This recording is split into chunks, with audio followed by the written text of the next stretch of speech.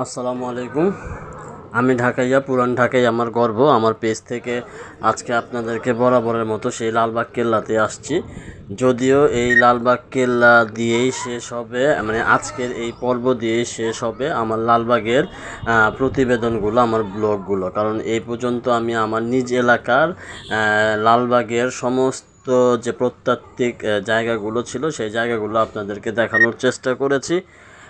এর পরবর্তীতে এখানে আর এরকম কোনো জায়গা নাই। তো এখন আমি আপনাদেরকে যেটা দেখাচ্ছি এটা হচ্ছে লালবাগ কেল্লার দক্ষিণ দিকের তোরণ ছিল একটি, যারকে গালিবকারী বলা হয়।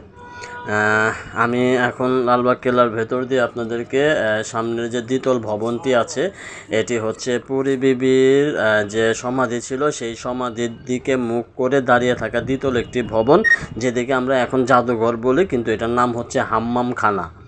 হাম্মামখানা হচ্ছে আপনার আমাদের সেই তৎকালীন সময়ের এটি খুব চমৎকার একটি দ্বিতল ভবন ছিল, যার নিচতলার মধ্যে আমি আস্তে আস্তে ভিতরের দিকে নিয়ে গিয়ে আপনাদের বাকি সবগুলোর সাথে পরিচয় করিয়ে দিব। তো যেটা বলতেছিলাম যে লালবাগ কেল্লা দিয়ে এটার এই শেষ পর্ব দিয়ে আমি আজকে লালবাগের সমস্ত প্রতিবেদন শেষ করব। হয়তো বা আগামীকালকে থেকে আমি লালবাগের বাইরে অন্য কোনো জায়গায় আপনাদেরকে নিয়ে যাব।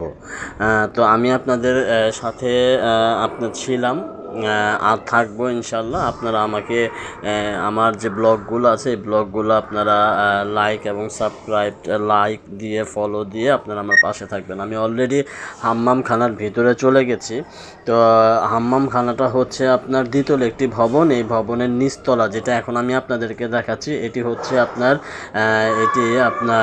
শৌচাগার হিসাবে, গোসলখানা হিসাবে ব্যবহার হতো। আপনার এখানে খুব চমৎকার একটি শৌচাগার আছে, একটি ঝর্ণা আছে, আপনার প্রসাধনী কক্ষ আছে, আপনার পানি গরম করার জন্য একটা চৌবাচ্চা আছে, সমস্ত কিছুই। এখন আমি ওই দিকে যাওয়ার আগে আপনাদেরকে একটু দোতলায় নিয়ে যাই, যদিও আমি দোতলাতে যেতে পারি নাই, দোতলাটি বন্ধ ছিল, এখন সংস্কার কাজ চলতেছে। তো এটার দ্বিতল ভবনটাকে আপনার বলা হয় যে শাহজাদা আজম আপনার যখন এখানে ছিলেন সুবেদারি যখন করতেন, তখন এই দ্বিতল ভবনে ছিল তার দরবার হল। আমি ভেতরের দিকে যেতে পারি নাই, বন্ধ ছিল, কাজ চলতেছিল, এর কারণে আর কি যাওয়া হয়নি। এটা হচ্ছে দ্বিতল ভবনের দরবার হল ছিল শাহজাদা আজমের, যেখান থেকে তিনি সবাইকে দর্শন দিতেন এবং তাদের অভাব অভিযোগ যা ছিল এগুলো শুনতেন এবং বিচার কার্য পরিচালনা করতেন দোতলায়। ওইখান থেকে নেমে এখন আমি হাম্মামখানার নিচতলে আছি। এটি দেখতে খুব চমৎকার একটি জায়গা। এটার মাঝখানের যে আপনার স্কোয়ার যে বা চৌবাচ্চার মতো যেটা দেখতেছেন, এটা খুব চমৎকার একটি ঝর্ণা। এটির কাজ চলছে বিধায় আপনার এরকম এখন ঝর্ণা প্রবাহিত হয় না। এটার কথাই বলতেছিলাম যে খুব চমৎকার একটি ঝর্ণা ছিল।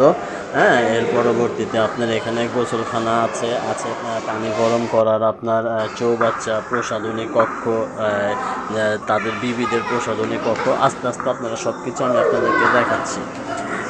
তো এই হাম্মামখানা সম্পর্কে মোটামুটি যা ধারণা দেওয়ার ছিল আমি দিয়েছি। চলেন আমরা ভিতরের দিকে একটু ঘুরে দেখে আসি। এর মাঝখানে আমি আপনাদের সাথে পার্সোনালি না, এগুলো সব আপনাদের এখান থেকেই আসা। যেমন ধরেন, যেহেতু এটি আমার নিজ এলাকার শেষ পর্ব, এর পরবর্তীতে আমি বাইরের কোনো এলাকায় চলে যাব। তো আমাকে অনেকে রিকোয়েস্ট করেছিল যে আপনি একটু ঢাকাইয়া ভাষায় কথা বলেন, আমরা একটু ঢাকাইয়া ভাষা শুনি। আসলে ঢাকাইয়া ভাষা বলতে বলতে আমরা অভ্যস্ত, আমি চাই না আপনার ব্লগের মধ্যে ঢাকাইয়া ভাষায় কথা বলতে। তারপরেও যেহেতু অনুরোধ আসছে, তো আসলে কি বলবো, নিজ এলাকা যেহেতু শেষ করতেছি তো একটু বলি। আসলে ঘটনা হইতেছে গিয়া যে আপনারা অনেকেই মনে করেন যে পুরান ঢাকায় যারা আছি আমরা, আপনার রাস্তাঘাট অলিগলি যেগুলো আছে এগুলো আপনার চিপা চাপা, কেউ মেও ক্যাচ ব্যাচ, আপনার চিল্লা এগুলো দিয়ে ভরা। ঘোরার কোনো জায়গা নেই, রাস্তাঘাট জাম লেগে থাকে সবসময়। পুরান ঢাকা মানে রাস্তাঘাটে জাম জট, আপনার ওই কী কয়টা আপনার হর্ন বাজায়, ডিস্টার্ব হয়। তো এইখানে আসলে আইলে একটা বিরক্তিকর ভাব, তাই মনে হয় না? কিন্তু দেখেন সবাই কিন্তু এইখানেই আসে, ঘুরবার ফিরবার যেখানেই যাওক না কে, যেখানেই যাও, পুরান ঢাকার প্রতি কিন্তু মানুষের একটা আলাদা আকর্ষণ আছে। বিষয়টা বুঝছেন না? এই যে কত চমৎকার একটা কেল্লার মাঠ আপনি ঘুরে আমরা দেখাইলাম, এই কেল্লার মাঠটা দেখেন কত বড়। এইরকম আরও অনেক কিছু কিন্তু পুরান ঢাকার ভিতরে আছে যেগুলো আপনার অন্য কোনো জায়গাতে পাইবেন না। বিষয়টা বুঝছেন না, খাওন দাওন থেকে শুরু করে সব কিছুই আছে আমগো পুরান ঢাকার মধ্যে। তো আমরা চাই যে আপনারা আমগো পুরান ঢাকাটারে ভালোবাসেন, আমরা যেরকম পুরান ঢাকা সব পুরো বাংলাদেশের সব জায়গায় ভালোবাসি, আপনারাও এরকম ভালোবাসেন, ঠিক আছে? তো আশা করি যে আমি যতদূর আপনাকে করে দেখাইছি এই পর্যন্ত এবং সামনে যা দেখামো সব জায়গাগুলো আপনাকে দর্শনীয় স্থানের মতোই থাকবো। আপনারা সহযোগিতা করবেন যাতে আপনার করে পুরান ঢাকাটা আমি আরও ভালোভাবে আপনার দেখাইতে পারি, চিনাইতে পারি, বিষয়টা বুঝছেন না? তো আজকে এই পর্যন্তই আমার আঞ্চলিক ভাষার কথা, সবাই আমার লেখা দোয়া করবেন, ঠিক আছে? আসলে আমি ভিডিওর মধ্যে খুব একটা এরকম কথাবার্তা বলতে পারি না, তারপরেও আপনাদেরকে বলার জন্য একটু শুনাইলাম। তো এখন আমি যে জায়গাতে আপনার আছি এটি হচ্ছে হাম্মামখানা থেকে বের হওয়ার পরে আপনার স্কয়ার চৌকোনা একটি পুকুর এখানে অনেক আগে থেকে ছিল, সুবেদার আমল থেকে ছিল। তো এই পুকুরটা বর্তমানে আপনার ব্যবহার হচ্ছে না, আপনার এটাতে পানি নাই, কিন্তু আমি কিন্তু এটা নিচে নেমেছি, হ্যাঁ, উপর থেকে নিচে নেমে আপনাদেরকে দেখানোর চেষ্টা করছি। এই পুকুর পাড়ের কয়েকটি ইতিহাস আছে, এর মধ্যে একটি করুণ ইতিহাসও আছে, সেই ইতিহাসটা আমি পরে বলতেছি, আগে একটু বলে নেই। তৎকালীন সময় যখন এই পুকুরটি খনন করা হয়, এই পুকুরটি খনন করার পেছনে কারণ হচ্ছিল এটাই একমাত্র স্বচ্ছ পানির একটা জায়গা ছিল, যে জায়গা থেকে এখানকার জনগণ প্লাস সবাই এখান থেকে স্বচ্ছ পানি খাওয়ার জন্য নিত, ব্যবহার করার জন্য নিত, স্বচ্ছ পরিষ্কার পানি ছিল।